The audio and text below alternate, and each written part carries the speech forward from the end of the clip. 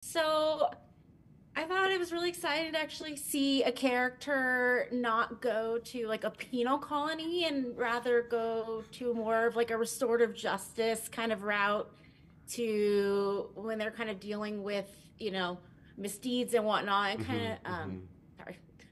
So what why is that important to kind of show on screen a restorative justice story? Uh, the reason why I think it's important that that was a very specific story that was told is because within Cleveland Booker, a man who is imperfect, who's made mistakes, there is still a character there that can serve, that can serve for the greater good. And it's also a testament to the way Starfleet and the way the Federation see his character and see things. So it's not a huge surprise when, at the beginning of season 5, Cleveland Booker gets the call that his services are needed because there lies an individual who can, in fact, definitely make an impact. So if you were to flash forward, given the opportunity, what would you love for Suru and Booker to experience in some other Trek iterations somewhere? Hmm. Hmm. Well, I think Saru, he's been on a trajectory of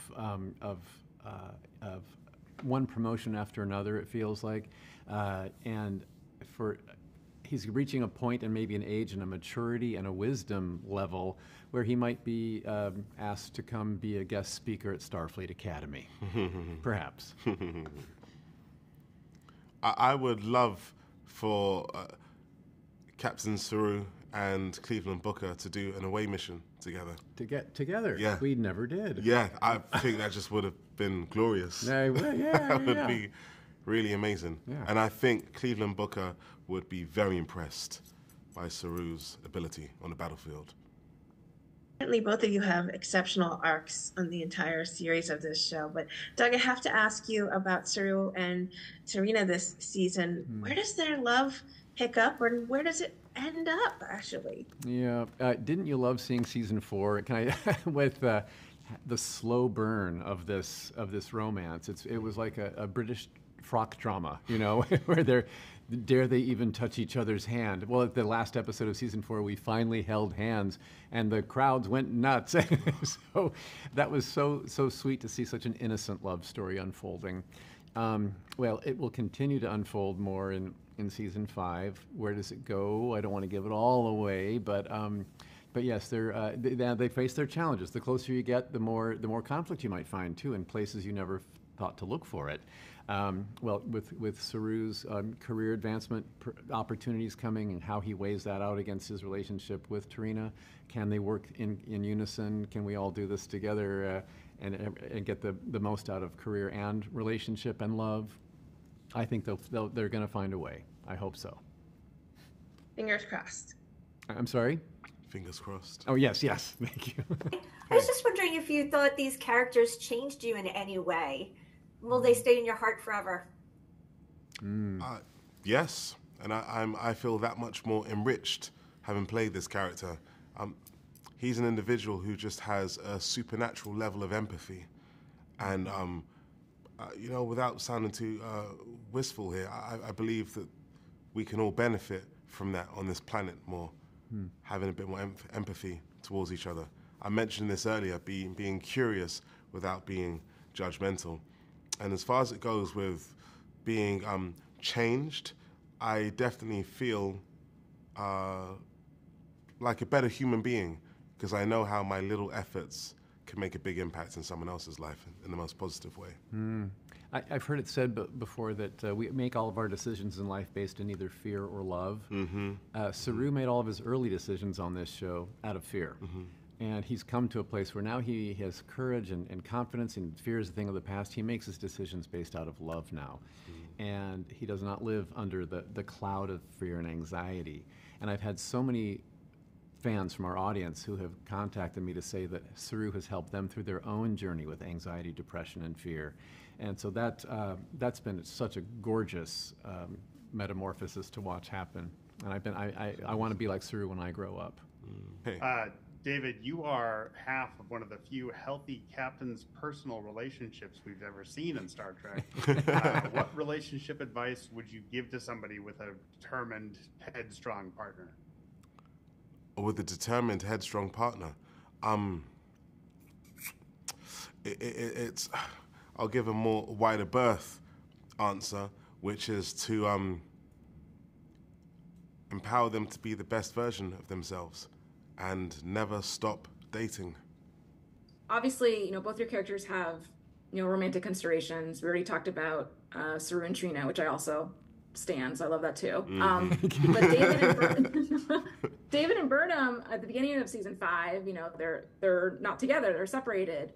Can you talk a little bit about the emotional journey that Book and Burnham's relationship goes through over the course of season 5? Yeah, I mean, I guess I'll preface it with this, that the course of true love never did run smooth, but that substance of love, which is meaningful, is also worth fighting for. It's a bit heartbreaking in the first episode where they go on an away mission, and then after the storm, as it were, and it's nice and calm, Cleveland Booker and Michael Burnham are just left alone with each other in their silence, and she says, "Does it feel odd, ellipses, that I don't know how to be around you anymore?"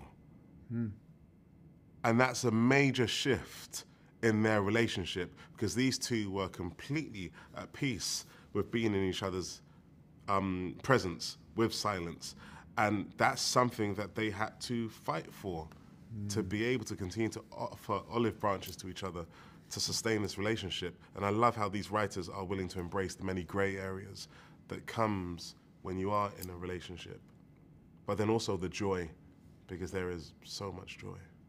David, Book has an interesting story this season. I want to phrase this without spoilers, where he finds someone, let's say, from his past. Can you talk at all about that and what he goes through emotionally this season because of it? Yeah, I mean, it's a revelation which completely pulls the rug from underneath his feet and floors him, because it's so substantial, but then it's so complicated at the same time. You have to remember that this man is a work in progress, healing from grief day by day by day, and then now this massive spanner is thrown into the works, and he has to unpack that on the go, figure it out. It's hopefully it will bring out the best in him. And I'll say this, as he's been afforded a lot of grace, I think he's now in a position to afford this said individual the same level of grace, because they're going to need it too. One of the things that somebody talked about was that there's so many dystopian novels, there's so many dystopian stories out there. It's just we're obsessed with our future is going to be dystopian, but not on Star Trek, which is why I think so many people were fans just from the get-go. It gives you a sense of hope. Yes. And Doug, this is, piggybacking on what you said before about overcoming fear for Saru. Yeah. If you could both speak to how hope has played into your characters and why it's so important in entertainment to have that. Yeah, well, my character Saru started on the planet Kaminar as an underling species that was being controlled by a predator species, and they were culling us and deciding when we were going to die, as mercy killings, they said, and we went along with it somehow.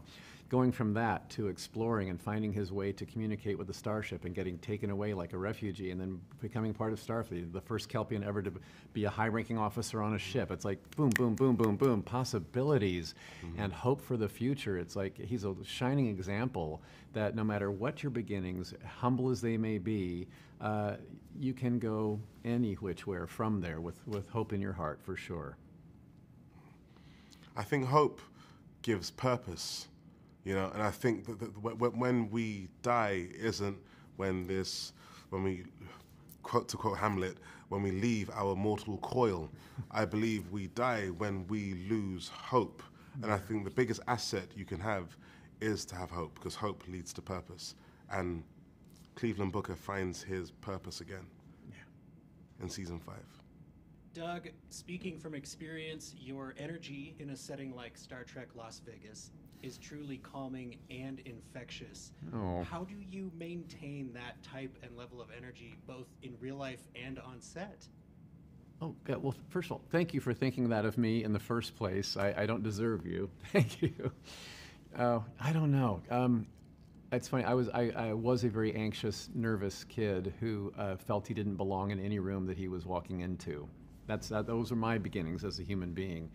So coming into a Kelpian character who kind of feels the same way, the writers gave me the background on him. It's like, wow, I can relate to that right now. No study involved, and and finding him Saru on the bridge of the ship with this younger crew that he kind of mentors, and they're theirs, and pats on the back, attaboys, and he's good at that fatherly sort of thing. And having lost my own father in real life when I was 18 years old, I kind of wanted to step up and be something for young people. And now that I'm in my 60s, most people are younger than me, so it's like been I'm a hugger and a petter, and that's just where I find myself naturally falling. And so the convention circuit and the fans that come with this franchise are the most beautiful people, and so loyal, and such a true family that they have formed, that I am really, really honored to be a part of, as the weird old uncle.